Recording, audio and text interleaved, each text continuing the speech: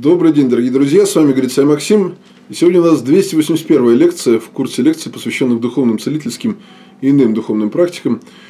И называется она так: «Неожиданный затяжной кашель. Что делать?».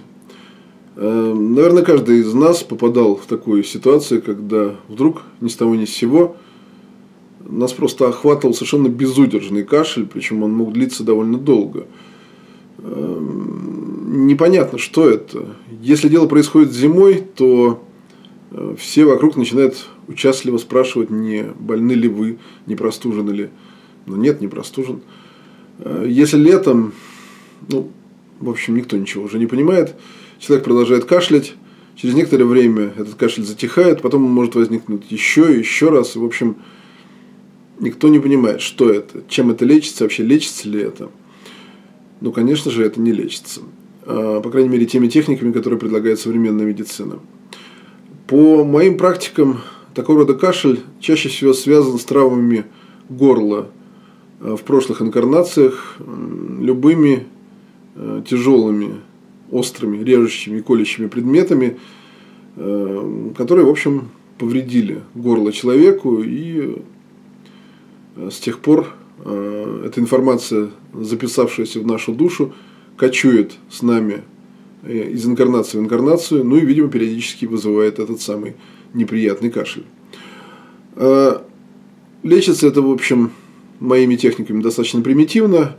Итак, нам нужно опуститься в глубокую медитацию, для чего мы, как обычно, уединяемся, садимся, расслабляемся, начинаем дышать из нижней части живота, полузакрываем глаза, мысленно пропеваем звук «Ом» и визуализируем любой водоем. Река, озеро, море, кому что удобно. В прекрасный, солнечный, спокойный летний день. Когда картинка стабилизируется перед внутренним взором, запрашиваем, опять же мысленно, у Святого Духа, Бога, Вселенной, космоса, опять же, кому как удобно, причины этого кашля у вас, или у того человека, кого он охватил.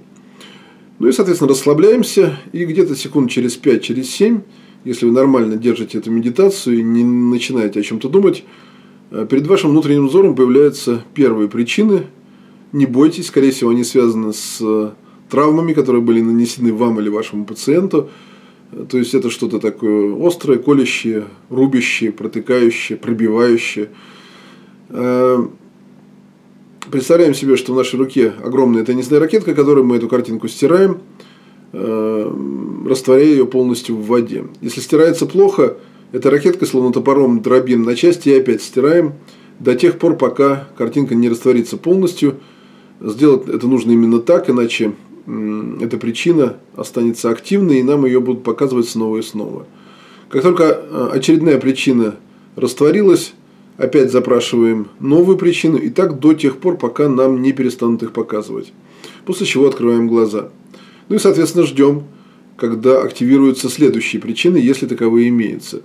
Если же они активируются, то нам нужно будет снова и снова опускаться в глубокую медитацию, в которой мы должны будем снова и снова запрашивать причины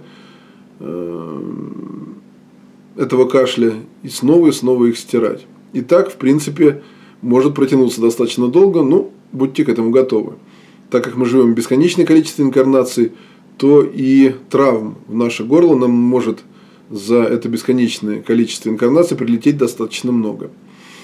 В конце концов, когда-то вы доберетесь до последней причины, после чего вы уже не увидите ничего, и, о чудо, ваш кашель куда-то исчезнет, или он исчезнет у вашего пациента. Поздравляем вас! Вы выздоровели.